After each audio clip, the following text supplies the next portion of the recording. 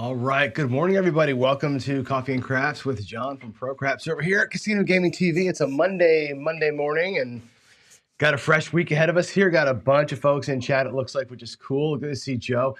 Joe, I'm really sorry, man. I'm missing your shows recently because now that I'm not going at 7 o'clock in the morning, I sleep in a little bit. I'm now getting up at 7 to get an hour for this show here. So I'm sorry.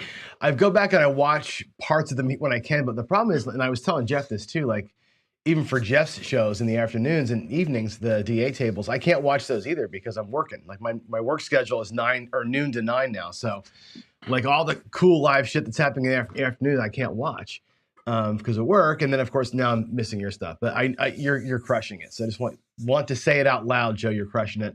And yeah, I see some other familiar faces. Puck Office here. Good morning to you. And good morning to Goldie, new member Goldie. Good to see you here.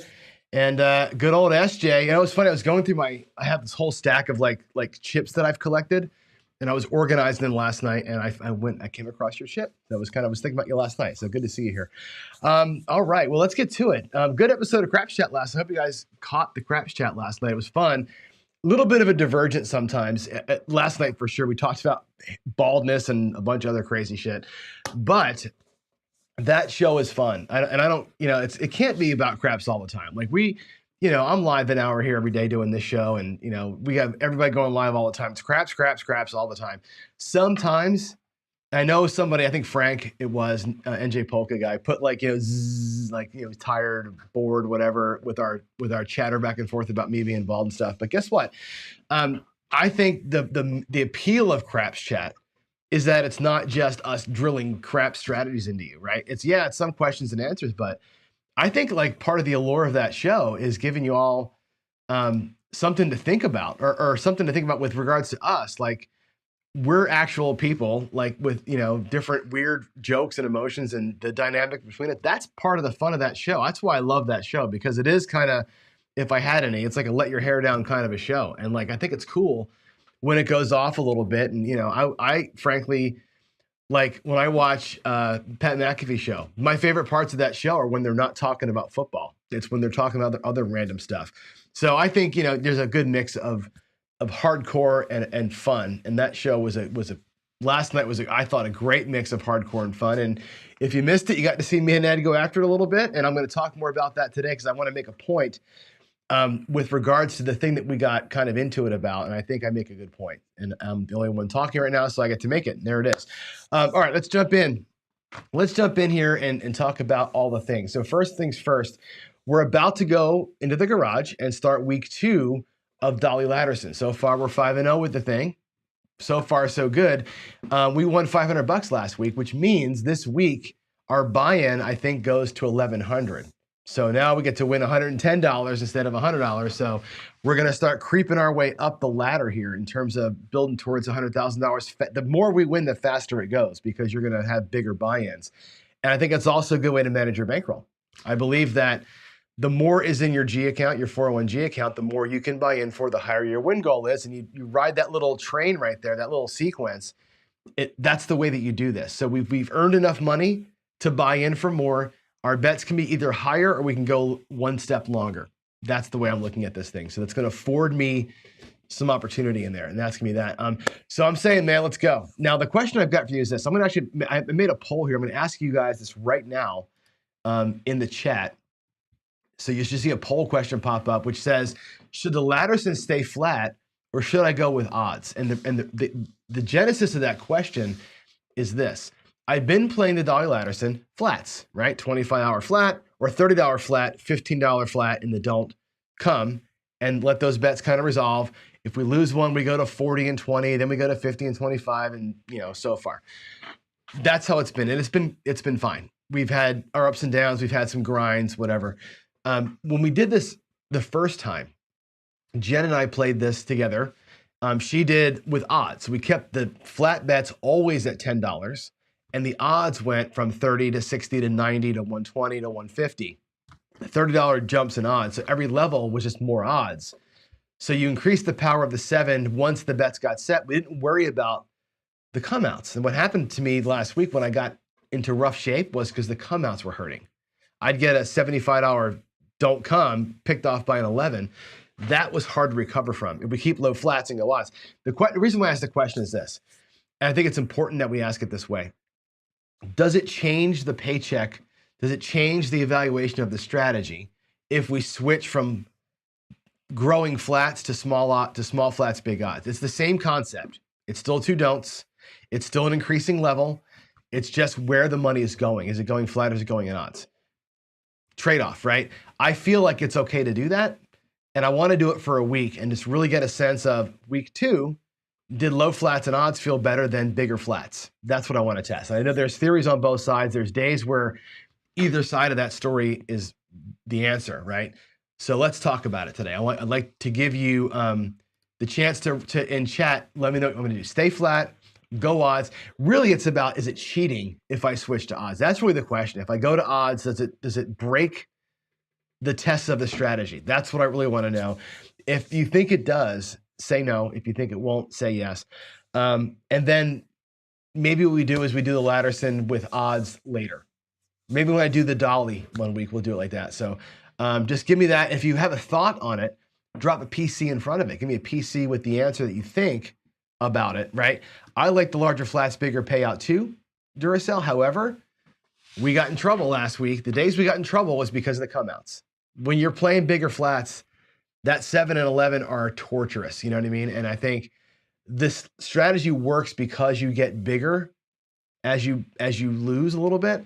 But I don't want to get bigger and then make the problem worse. And you get into kind of a snowball thing. And that's kind of where that comes from. So yeah, if you have a thought, give me a PC in front of it in the chat and let me know what you think we're gonna do. So there's that. All right, let's move ahead. Move ahead, and we'll talk about the easy stuff here. So the come out roll, Craig, Friday Night Fights. He's looking for the one for the thumb. He's got 4. He's 4-peated. He's looking for this one over here now, right? Getting that last battle in. So we'll see him on Friday night. I want to excuse me. Damn it, I'm sorry about that. I want to take a minute because this came up last night at the very end of the show. I know that some people tune out at the end of Craps Chat. So I want to make sure I cover this. And I will cover this in detail one day, probably next week, once I'm out of the woods with YouTube. But here's what I want to do. I want to be as transparent as I can with the finances of Casino Gaming TV, because I think it's important that we know where I stand on this stuff. Now, I have 2 channels, right? I have the Pro Craps channel and I have the Casino Gaming TV channel. The Pro Craps channel is registered under my personal name. It's my fun account. It's what we did. It's got a bunch of subscribers. It's making some money. Not making a lot, but it's making some money. That money is for me. That money is what's paid for the cameras that I've got, and it helped pay for the table a little bit. Like, it's used for me as kind of a side hustle. So it's monetized. It's making some ad money. There's not very many members there. Nobody ever super chats me, very rarely on that channel. It's really there as just a big old TV, whatever, YouTube TV thing. I wanted that to be a separate thing. Casino Gaming TV, when I created it to relieve some of the pressure from the Pro Craps channel of the lives. Once I did that, I really felt like I wanted to have all of us part of it. I wanted to bring Jeff in, and Chris, and Greg, and Ken, and some of the other folks in on the channel and say, look, this is not going to be John's channel. This is going to be our channel. How do we do it? We've been talking for a long time, like behind the scenes, like, I think it could be whatever. I think that it could be an app someday where it's a Casino Gaming TV, like TV app. And we all of our lives just broadcast on TV with ads embedded, kind of a thing. That's, I think, where this thing can go. And my thought was, we can do that. All of us creators could sign some kind of a contract and say, look, we're all going to get some split of the total. Maybe we take 50% of the take, whatever it's going to be, and we split it amongst ourselves evenly. And that way we're all producing content. We're all getting some money out of it. And we can hunt for sponsors. And the rest of it, the other 50% or whatever it's going to be, can go to expenses, paying for internet, paying for EVMux, paying for Ecamm, paying for vMix, paying for the software that we all have to use, Canva, all the things that we all have to use. I can pay for group licenses for that stuff with the other half. And then the other half of that half can go to the charities, right? So we have, some creator split, some expenses split, and then some split for the charity. And that was what I want to do. And I want to, on a monthly basis, kind of report that to everybody. So y'all know where any super chats or whatever memberships that you're putting money towards, where it goes. And again, those percentages, I just made them up 5 seconds ago. I don't know what the percentages are going to be. Maybe it's 25, 50, and 25. Who knows what they're going to be? The point of it is, I want to be transparent about it. I'm going to give you kind of a monthly breakdown of the channel's income, earnings, where it went, the charity support that we're doing, and that kind of thing. I want to be open about that. But right now, we're in a holding pattern. Right now, because when I made Casino Gaming TV, I made it as an offshoot from the ProCraps channel, all the money is tied to that same account. So everything in CGTV wants to be deposited into my bank account, which is not where I think it belongs. So I put the brakes on it. I didn't do any withdrawals from it yet. Just like $730 or whatever in the YouTube account right now. It's just sitting there. And I formed an LLC, got it a bank account. I'm the manager of the LLC, but I'm not the owner or whatever. And I'm waiting for YouTube to approve us. And once they approve us and it's got its own bank account, then all these conversations can actually get started, because then it's real. Then I can say, you know, EVMux and Ecamm and Canva, here's the credit card that goes to that account, and you can start taking money out of that account as it earns money. And then your donations, your super chats, which we really appreciate, of course, and the memberships go to the creators that are putting it out here. We'll start helping them pay for some of their expenses that it takes to produce the shows. And that's where it's going to go. Okay. Again, I will be reporting that as soon as I can, as soon as it's possible, to give you like real look at it. I'll share the spreadsheet with you so you can see it all.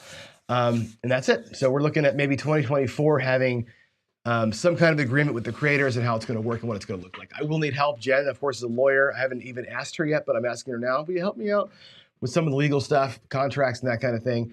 We're going to need an accountant, obviously. We're going to need a lot of help, because it's not me. I'm a creative guy. I got the vision. I got the voice, maybe the talent to do all this crap, but that other part of it, I know enough to be dangerous. I don't know enough to make it right. So I'm going to need some help. So I think we'll form a little board and we'll do it like that. And that's how it's going to work. I just wanted you to know that this channel is going to be more of a group thing, and I'm really wanting to be transparent as humanly possible with it. And I think if we do more of a nonprofit type of thing with it, where that'll help provide a means for the transparency. So I just want to let that be clear, because I think I got asked it last night and I didn't have a good prepared answer. It was just like, well, okay, let me try and figure this out on the fly, but here's where it's going to be. Okay. We are an LLC, Duracell. I don't know if I need to change anything to make it that. I think you can be an LLC, but also be registered as a 501c3, but we're really not a charity. We are not a charity. If the corporation is going to be nonprofit, then you got to speak for all the earnings, and you are allowed to make money. You are allowed to pay people for content, have expenses, and then donate the rest. I don't know how that works. We need somebody who really knows kind of how to do that. So I am the quote unquote owner right now. They call you a manager. I formed it. I'm the primary manager. At some point, that structure will probably have to change. And I think what I wanted right now was to get an EIN number, to make an account, to get an address, so YouTube would split us off. That was goal number one. That's been going on for like 3 or 4 months now, trying to get us to work. So that's where it is now. I just wanted you to know that that's where we are at this point. So again, Jen, if you want to have a sit down with me next time you're in town, we'll talk through it. But I think at this point, that's what I've done. I've got an EIN and a separate address for the company. And that way YouTube sees it as not John. The main thing is that YouTube sees it as not John, as it's this thing. This thing can be changed and operated however we need to make it operate, but it can't be me. It can't be tied to my personal. I don't want any money that you're giving me. Keep saying me. Any money you're giving to the channel through a super chat or a membership, I don't want one dime of that to go to John personally. It's got to go to the corporation. It can disperse money the right way, and that's, I think, how it's going to go. I hope that makes good sense what I'm looking to do here. And like I said, as soon as we get to the point where it's set up, once a month or so, I'm going to show you the numbers. I'll share the spreadsheet with you, the income and where it's all going. So every month we're clear about where it's going. I don't want this to be like some, as Jeff would call me, a YouTube whore. I don't want it to be like that. I want it to be clear and obvious what things are doing and where it's going and how it's being farmed out. So yes, I hope then Jen said it makes sense. That's good. Mark loves the idea. That's great.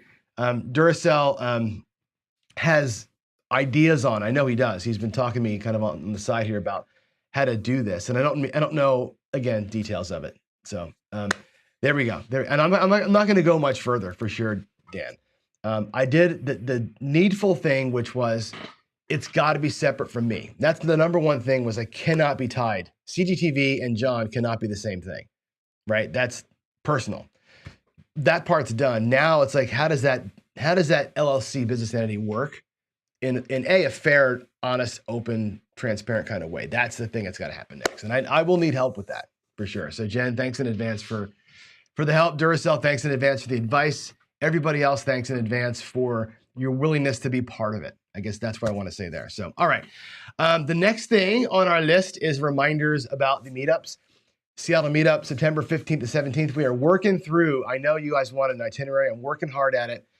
Ian has reached out to the 2 casinos to lock down times. I want to get times set. I went down to Snoqualmie Casino yesterday afternoon to get a look-see, scout the tables out. There are 3 craps tables down there. They're 10-foot tables. You can fit 6 per side. We're going to get 1 as a private table. I'm sure of it. I think they're going to make it a $5 table for us. I'm trying to get that Friday night, the 15th, from like 4 to 8 or something like that. And then at 8 o'clock, there's a steakhouse right next to the craps tables that overlooks the valley and the falls, and it's amazing view in there. We'll probably do craps right to that awesome dinner and then break for the night. The other casino, Tulalip, I went there last night and took them for a little bit of a ride. It was great. Really, really good session last night at Tulalip. They're farther north. The view's not as great, but it's a really awesome casino.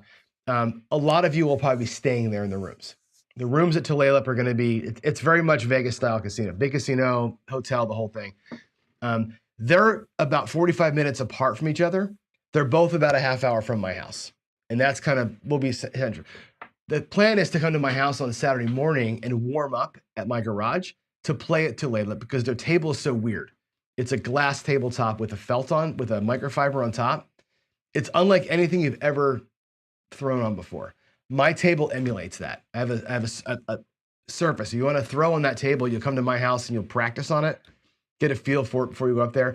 We're thinking to try and get them to let us play there on that table privately, reserved, from like, I don't know, noon or 1 to 5 or 6, Saturday afternoon, before we want to release the private table before the big Saturday night rush comes in. So we're trying to be fair with them too. Give us 4 or 5 hours private time. We can, of course, stay there. They'll just remove the reserve sign. We can stay there. We can spread out to the other tables if you want to, but that's going to be, we're trying to get a reserve time in that zone. The plan then is Saturday night to come back near my house. There's a place called McMenamins where they've got like 30 fire pits outside, waitresses that come, just sit there and drink and talk, right? Just kind of hang out. On Saturday morning and Sunday morning, if you're into this kind of thing, there's tons of hiking and nature stuff to go do. If you're into that kind of thing, there's lots of things to do here. It's from Snoqualmie. It's about an hour drive out to the mountains. You can go ride the gondola and see Mount Rainier from like 1,000 feet away. It's pretty amazing shit. So a lot of like side stuff I'll be working on. So if you want to have your wife and you or your husband and you or your partner and you do an excursion instead of gamble, totally cool. The Pacific Northwest is not casino central. We got Pike Place Market. We got Mount Rainier. We got so much to do here. So I want you to come out here and have some fun, not just, be myopic on craps all the time, right? And then if there's enough interest, Sunday morning or Sunday afternoon, there's a baseball game, Mariners versus Dodgers. So if you're like me and you love baseball, it'd be hella fun to have you out here at the game. Where Ian's got somebody's working with at the Mariners. They can get us a 20 seat. We need 20 people to fill the seats though before we get that good deal. So there we go. There's the meetup thing. Again, more details coming also on Craps for the Cure. We just know the dates. We know that it's going to be the Veterans Day weekend. I will give you I'll give you details on what's going to happen and when. We have Starbucks. We got a few Starbucks around here. I personally do not like Starbucks. I'm not a fan of the company. I'm not a fan of their coffee. Starbucks is the Folgers of coffee. Let me just say that. I'll say it out loud. I said it out loud. Starbucks is the Folgers of premium coffee. It's garbage coffee. And the owner is a garbage guy, and they took our Supersonics away because he screwed us. And I don't like Starbucks. I just don't go there. But there are coffee stands on every single corner, and there's great, great, great coffee all over the place. If you love it, get it done. All right. What is next? What is next? I apologize in advance. I may swear a little bit here. We're going to go and I don't do a lot of top 10 lists, but I want to do a top 10 list today. I think it's 13 or 14 things on my list.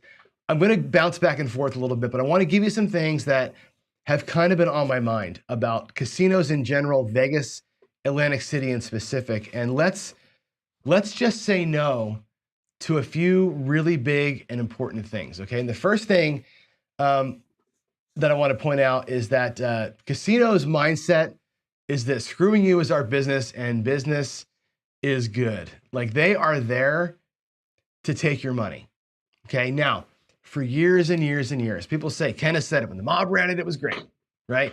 We all knew you were getting screwed at the tables. You all knew they had a house edge. Every game was fair, though. In the mob days, everything was fair. In the early days of AC, everything was fair. You were going to lose. Over time, we know you're going to lose. Everything is a negative EV in the casino. But now, I think the casinos have taken liberty. They already have an advantage. They're making, if you look at the Nevada Gaming Report, the billions of dollars that are being raked from you over the slots and all the table games. And I'm telling you, the slots are bringing in billions. Table games are bringing in millions. It's not even close. Not even close. But they're doing a really good job of making it worse. And worse in a lot of ways that, you know, I think you walk into casinos today, especially if you go to Atlantic City. You go to Atlantic City, this is especially true. Vegas, not so much, because in Vegas, nobody drives. Most people are in Ubers now, or cabs. But you walk into most casinos down $50. Just walking in the door, you're giving up $50 for lots of things. And here are some of the things that we're giving up money on, right? Let's go. Where's the first point? Where's the first bullet point? There we go. Paying to park. I think paying to park is horseshit. I mean, and this first, never used to pay to park. Free parking was a guarantee. It was a given for years in Vegas and Atlantic City. We went to a baseball tournament a few years back, and we were staying at the South Point, which, by the way, don't ever gamble at the South Point if you're a craps player. But we were staying there for the baseball tournament. You know, they have a big old flat parking lot, no big deal. We drove into town to gamble one night, and this is like 5 years ago. I'm like, wait a minute, you're charging me $15 to park? Or I think it was $8 an hour. I'm like, are you kidding me? Like, I'm about to walk in there and lose $300, and you're going to take 15 or 20 bucks from me before I even walk in the door? That's crap. The amount of money they make on parking is squat compared to what they make on the slot machines. So find a place to park that's free. If you're in Vegas, there's places downtown. If you're in Vegas, you're working on Ubers most of the time. If you have a tier credit card, with the tier card things, go with somebody who can park for free or park somewhere else. But that, to me, bullshit. Nothing you can do about it. Nothing you can do about it. I'm just bitching. I'm just bitching that Vegas sucks because they make you pay to park. I think it's horse crap.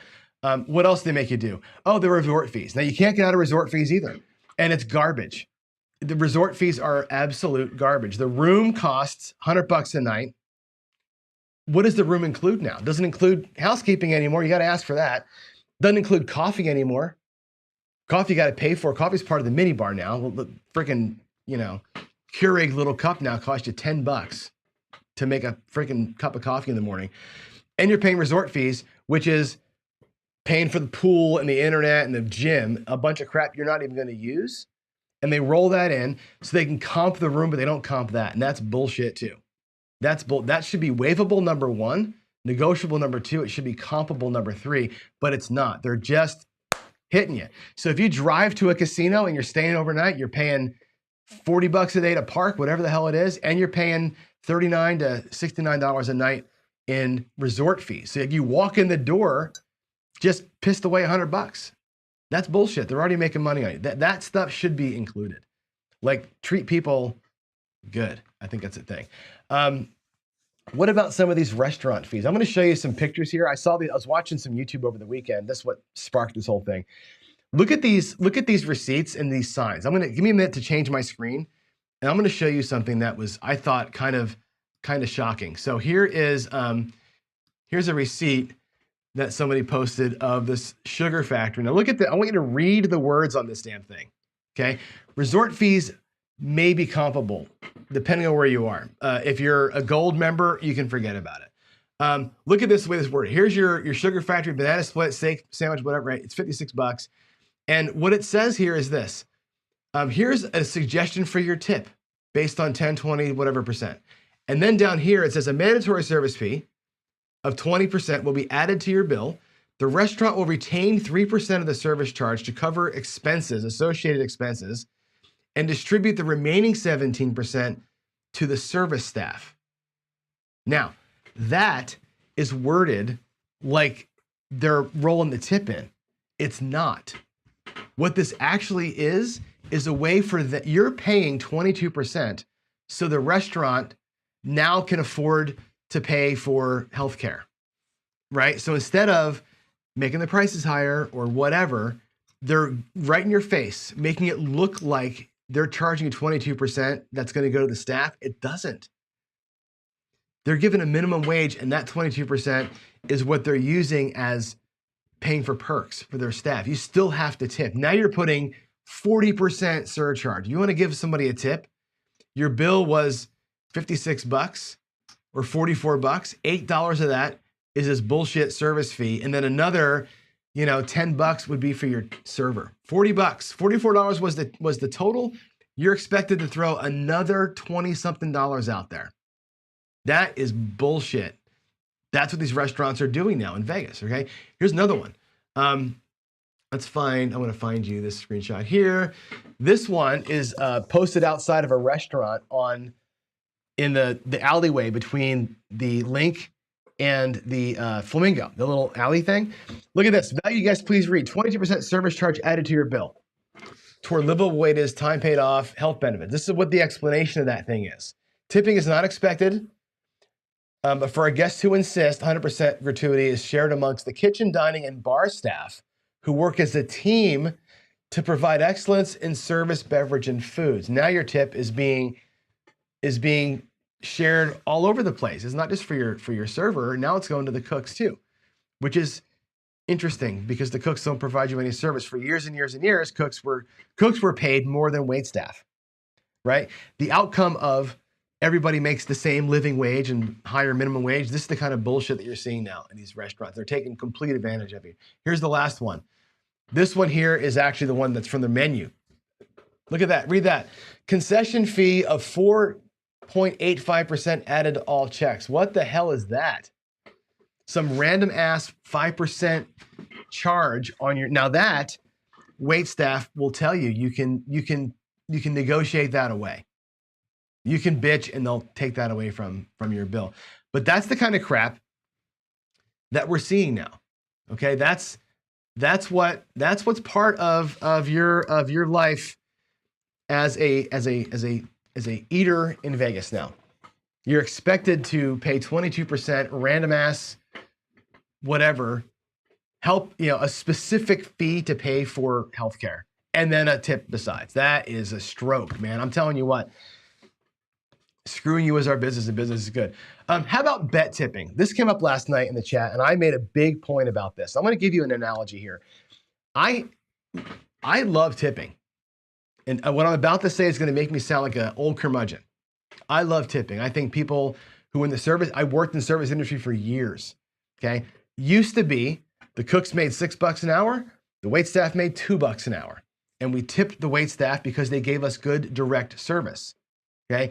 Ideally, you tip them enough that over the course of their shift, they also made $6 an hour. That was kind of the way. And the incentive has always been in America, work your ass off for me as a customer, give me a good experience, I will throw you a tip at the end of the night. That's always been how it is. In the tables, we do the same thing. We throw them tips because we expect good service. It's not a tip after you've received good service. Now at the tables, the expectation is that you tip so that you get good service. And I want you to make that very clear. Okay, I do it too. I buy in for $500. Immediately they get $25 to drop out of the gate. Drop it in. It's an expectation. I'm pre-tipping because I expect good service. And I always get good service when I do that. But that's not even, I haven't gotten service yet. I'm assuming it's going to be okay. And then at the end, like in a restaurant, I tip again. Thanks for the good service. It's the money in between that's the problem. And I think we got this big argument last night. Everybody was against me. And I'm telling you right now, don't tip during play. I think it's probably the dumbest thing that we've been led to do is this ride-along betting during play. The dealers love it, right? Oh, it's so much fun. We get paid when you get paid. Let me ask you this. Here's my analogy. If you sat down at a restaurant and you had 4 people and you figure, our bill's probably going to be about $100, $25 a person, burger, fries, drink, right? So my likely tip is going to be about $100 at the end, or $20 at the end of this thing. Likely, okay? If you sat down at the table and at the end of your table, you put $10 down there and said, hey, waitress or waiter, this is your potential tip. At the end of the night, we're going to add money to that tip jar as we go, right? Put it in a water glass. And every time they bring you water, another $1 goes in. Every time they ask how your meal was, or if they fix something that was wrong, or they're treating you great and they're making sure your drinks are filled up and all that stuff, right? Every time they treat you good, high five, another $1 goes into the jar. That's what we're doing at the tables, right? We're tipping them as we go. What if during dinner, the manager walked over every 15 minutes and rolled a die on your table? And if it was a 1, the tip stayed. If it was a 6, the manager took the tip and gave it to the owner. What if it was a 2 or a 5? The manager took 30% of your tip and gave it to the owner. What if it was a 6 or an 8 or a 3 or a 4, and the manager took 60% of your tip that you're intending for the waitress and gave it to the owner of the restaurant? What would you think about that? Would you still put the tip out there? Would the waitress like that? Would the waitress enjoy seeing her tip go away during the night for no reason at all? They're still busting their ass, but their tip went away? That makes no sense to me. And that's what we do at the tables. We're literally putting money out there, hopefully for getting good service, and they may never get it. And in fact, when they don't get it, the owner who's giving them a bad salary and horrible benefits, that person gets your tip. That's what we're doing tipping at the table. I realize that you want the vibe. You want them on Team John. You want the high energy, but I'm telling you right now, you're throwing your money away. That's a bleed. At Ellis Island, we encountered 2 different things. One, at one table, they told us tips went right to the dealer that we were tipping. So if I gave that person a tip, they got to drop it in their apron. It was their money, which was amazing. Direct tipping was awesome. Other time I played there, they said that tips, you cannot do player control. So you put $6 across, right? You couldn't player control the tip. In other words, there was no pressing bets for the dealer. So if a 6 rolled, they pocket the 6, you got to put another $1 out there. And the casino made you keep feeding the tip thing every single hit instead of using winnings to tip the dealer. So there was no incentive to ride their bets up, right? Which is also bullshit. This whole in-game tipping thing to me has become, it's rampant, and I think it's wrong. And I know that a lot of you won't agree with me when I say this, but I'm telling you right now, give them a tip when you walk up, give them a tip when you go away. 20% of your play, fair. 10% of your play is even fair. Fine, 25 and 25 on a $500 buy-in. Trust me, all the tips you're making during the day, they are not pocketing $50. If you gave them 25 and 25, bookended your day at a $500 buy-in, there's no way in hell, unless you got a perfect roll of dice, that they're getting $50 out of you. They can spend that. They cannot spend potential. And that's how I feel about it. I know that's going to rub people the wrong way, but that's just the way I feel. And Vegas has taken advantage of it. Right? What about just random tipping? When did this become a thing? When I was at Harrah's last time, everywhere I went, they wanted a freaking tip. Like when I went to the little store and was buying like breath mints and tasty cakes, they turned a little screen to you and they want a 15% tip for not making change. I'm doing the work. I'm actually doing my own credit card, right? At the pizza place, the girl wanted a tip. She turned the screen over. I ordered a piece of pizza, please. And she gets a piece of pizza, puts it on a paper plate, gives it to me, turns the screen around. It was a $13 piece of pizza and she wanted a 20% tip. I'm like, you're fucking kidding me. No. Tip culture is garbage. And Vegas has figured this out. Lower those wages as low as they can. Let us supplement their wage, right? by making everybody a tipped employee now, right? Which is, again, it's screwing you as a you're coming to Vegas looking for a good time, and now you're just tip culture everywhere for people who are doing nothing, right? The lady at the Starbucks literally took my money and spelled my name right on a card and wants 20%. The person who's making my coffee wants a 20% tip because they didn't burn themselves while they were making the damn coffee. It's too much. It's too much. I think that our wage tip ratio expectation thing has gotten way out of hand. It's guilt driven and it's bullshit. That was not KD's Pizza Place. It was Pizza Cake, which, by the way, is great pizza. But it wasn't worth $13 plus another $2. Wasn't worth it. Like that's the thing that kind of gets me going. And again, everything just costs more than it needs to cost. Can you imagine going to buy a $13 piece of pizza and having a 4.5% whatever concierge fee plus a tip? You kidding me? Come on. I mean, look at the Nevada gaming reports. You'll see how much money these casinos are making. They are transparent about it. They don't need us to supplement people's incomes. Let's just call a spade a spade. All right, now getting into gaming. Just say no to center action bets that pay 15 for 1, right? My local casino is weird. The hard ways pay right. They're paying 10 for 1 and 8 for 1 like they're supposed to, or 9 to 1, 7 to 1. The center action though, the yo and the midnight, they're 34-1 and 15-4-1. Doesn't seem like a big deal. You got a $15 pass line bet and you drop $1 on the yo, and the yo comes instead of breaking even like you would, or I'm sorry, $15 don't pass and $1 yo. If the 11 comes, take your 15, they pay you 15, you're hedged, you're even. Now you lose $1. You lose $1. Instead of being even, you lose $1. It doesn't seem like a lot. It's $1. Who cares? I care. That little bit of edge is a screw job. You got to either not play at those casinos, or if you play at them, you don't do the center action. The center action bets are horrible anyway. We've talked about this. I got a whole show this week called Going Commando, where I'm going to talk about center action bets and when to and not to hedge. That's crap. That's absolute crap. Don't frequent or put one dime into center action that doesn't pay proper. Just don't do it. Just please, for the love of all is holy, don't patronize games that do this, right? The other piece to that is this. What do I have here? The ATS. Now, I have a whole video coming out in the ATS, but at the very least, if it's not paying 175 to 1 and 35 to 1, don't play the ATS. If it's the 130 and the 30 to, or 150 and 30 to 1, the house edge was already not great. It was 7.5%. It was palatable, but it wasn't great at 175 and 35. Now when it's 150 and 30, the house edge on the ATS now is 22.5%. I mean, 22% is ridiculous. And I'm going to show you why it's even worse later on in the week. Matter of fact, some houses force you to make a line bet to make an ATS. Raise your hand in chat. Say right now in chat, I've seen this. Have you seen a house where you must make a line bet in order to play the ATS? Have you seen that? And have you seen a place where the ATSs are always now $5 minimums? Tell me in chat, have you seen both of those things? Because that's a big deal. If they're forcing you to make a line bet, to make the ATS bet, do you know what that does?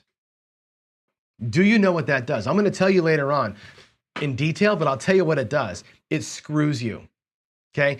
The reason why a pass line bet is any good at all is because for one roll, you got that awesome 2-to-1 advantage for the one roll, right? After it travels, the bet is awful. It's a flat bet when you're the dog. Not a good bet unless you put odds on it. But the flat bet itself is great for one roll. Well, guess what? If you got money in the ATS 555 and a $15 pass line bet and you roll that 7, which is your advantage, where's your advantage go? Right in the shitter. Because your ATS gobbles it up. ATS goes away, they pay your pass line bet, you put your action back up, you got nothing out of that. You got nothing out of the best bet in the house. Zero. That's why they require it. If the casino is requiring something like that, trust me, Trust me, there's math behind why they're requiring it, and it's a screw job. It is an absolute screw job. The ATS itself is a screw job. I don't care if your name is Ed Robinson or George from CY or Don the fucking Dominator. The ATS is a stupid fucking bet. Don't make it anyway. Don't make it, especially if it's 150 to 1. You got to run from that shit. And I'm telling you right now, I've done the math on this. If you're going to play the ATS, do not play the pass line. You think I'm nuts. Do not play the pass line. Play the ATS by itself. Do not play the pass line along with it. That's the only way to make that thing make any money, is to not play the pass line. In all the trials I've run and all the math I've done, the only way that bet works ever is if you don't make the pass line bet and if you shoot it a little better than 30% more than you should. Otherwise, you're literally donating paychecks to the casino. It's on every single table, not because they love you. It's not on those tables because they want you to make money. It isn't on the tables because they want you to have opportunity. It isn't because they want you to show your chip porn and get people to come to see them. No, it's on that table because they are raping you with that bet. It is such a screw job. God, in general, get off those bonus bets. JB, Myopia Movie, was telling me that he saw at the Orleans a new bet he hasn't seen before called placing the hard ways. So on the box, you've got like your regular box bets. In front of that, you can place the hard 6 or the hard 8, hard 4, hard 10. They pay 5 to 1 instead of the center action hard ways. Think about that, guys. Think about that. The probability of winning a hard way bet is 6 to 1. They're paying you 5 to 1. That's the house edge on that is almost double, I think, what the house edge is on the center action hard ways. Right? It looks cool. Oh, it's 5 to 1, and I don't lose it when the easy 6 rolls. That makes it a better bet than the other one. In theory, yeah, I can see where your brain would go there. Horrible bet. If they're giving real estate to it, it's a bullshit bet. You can bet your ass on that. And again, they do nothing that's in your favor. Not one thing is in your favor. What about these high minimum tables? I saw David's blog the other night. David from Casino Quest did a blog called Why Vegas Sucks. And he was talking about a conversation he had with a guy from Caesars. Why the high minimums? Why the high minimums? And I'm going to tell you what David said he said. This is third-party hearsay, so you take it with a grain of salt. The Caesars guy said, we're looking for a higher class of player. Now, I want to let you sink that in. Let that sink in for a minute. Higher minimums, they want a higher class of player. In other words, you suck. We don't want your $500 buy-in. We don't want your low-class play.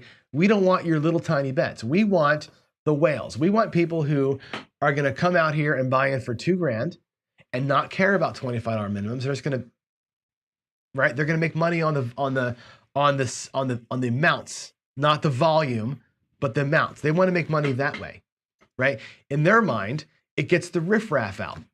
You and me, all of you in chat, are the fucking riffraff to these guys. They don't want your small action. They're going to give you bubble craps. They're going to give you the stinking roll to win.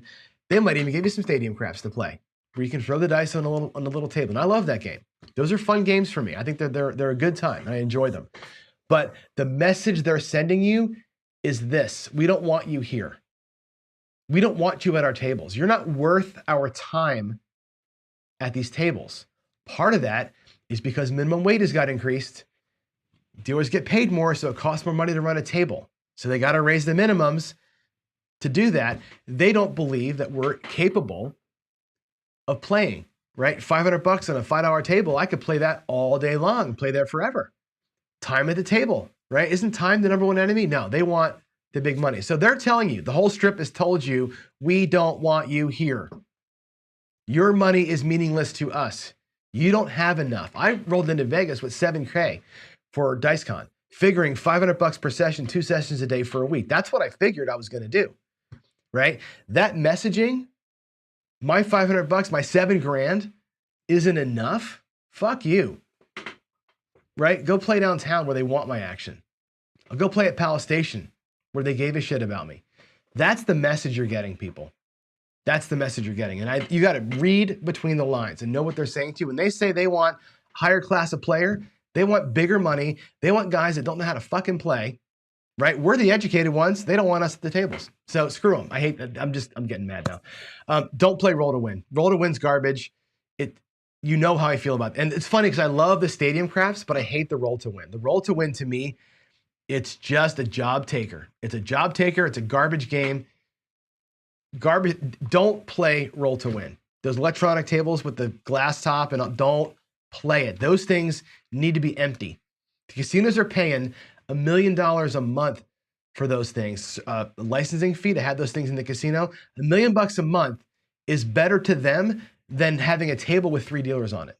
They think that's worth it. They're going to give you low-class pieces of crap, the $5 roll to win table with the slot attendant. It's worth it to them to do that in their mind because you're a bunch of degenerates and you're going to play the $5 table, then have another table for you opened up. They'll have a closed craps table and that thing.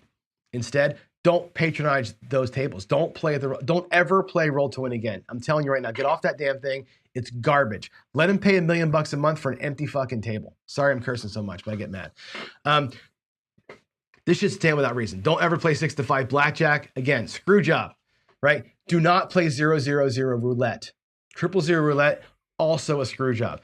The one thing that 0, 0 roulette though has done for me, actually, it's proven a point. I have argued with people who know roulette better than I do.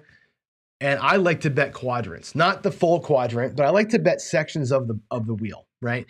I feel like when the ball's bouncing and it bounces on a slot, the chances are it's gonna land in one of the five slots where it first hit, right? It's gonna bounce in that little area.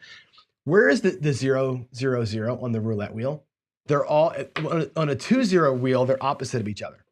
On the 0, 0, they're 1, 2, 3, right side by side by side. Why? Because the ball, when it gets near it, it's like a fucking magnet that goes in there, right? That's a garbage game. When I see people playing that game, I want to walk by them and tell them all, you are just morons. Get off this thing. Don't, please, tell everybody you know.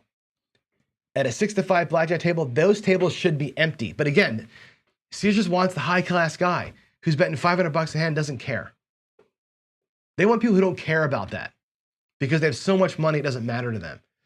Tell your friend, tell everybody, no 6 to 5, no 0, 0, and you know what's coming next. You know what's coming next. Crapless craps, right?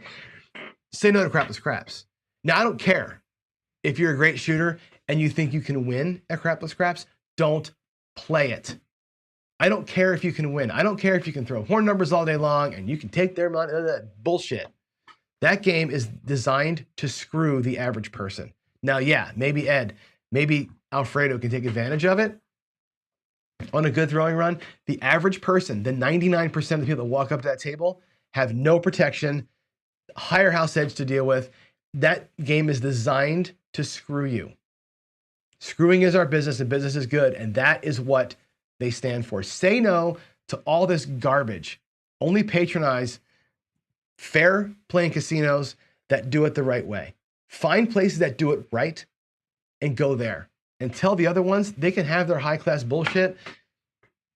Whatever. I'm just so mad. They want a high class person who doesn't care about paying the park, doesn't care about the restaurant fees because everything's comped anyway, and fuck them. I'm just tired of it. So there it is. I'm done. My rant is over. Happy Monday. Center myself and let's see what kind of questions you all had. Did I raise any questions? Oh, by the way, the last point, don't play any bonus games. Like the dragon bonus on whatever pie, all that shit, it's a stroke. Everything is a stroke, right? Those little dollar side bets, garbage. House edge is ridiculous. You never win them. Garbage. There it is. There it is. That's my rant for the day. Let me look for quickly PCs. We have about 10 minutes here before I got to go to the garage and make my paycheck. Put the glasses on here and see what we got. Dice Dr. Dan asked me the question, does my table light up at my local? Yes, the table lights up. It's a glass tabletop with the green felt on top, and they have a computer. So when you roll, and it's a 6, every bet that would pay lights up. It's really cool. It's really cool. It's a neat table. It's a legit table. There's a full crew. They deal chips. It's a regular table, just that it's got the light up thing. It's super, super cool. What else do we have? Hyperpress Nemo wants to see the grind. Ken says, am I doing 20 and taking 10? That's what I'm going for. I'm going for 20, taking 10 for sure. Let's see. The server has a chance to win a multiplier. Sure. They also have a chance to lose it, Jen. That's my point. My point is that if I were to give the dealers 25 and 25 every time I go, they're guaranteed 50. If you're going to give them $4 across, $4 inside or $6 across, right? On the average session that you're doing, how much are they actually making on that? Potentially a lot. Most times not enough. So I'm a Scrooge. And I'm not blaming the workers for the tip screens. I don't mean to sound like that. I'm blaming the casinos for this, right? They have baked tip culture in, and businesses too, Starbucks too. They're baking tip culture into everything as a way to pay people less. I think that's wrong. I think that's completely wrong. Tips are a tax, period. Tips are a tax. If you think of it that way, just give me the damn price.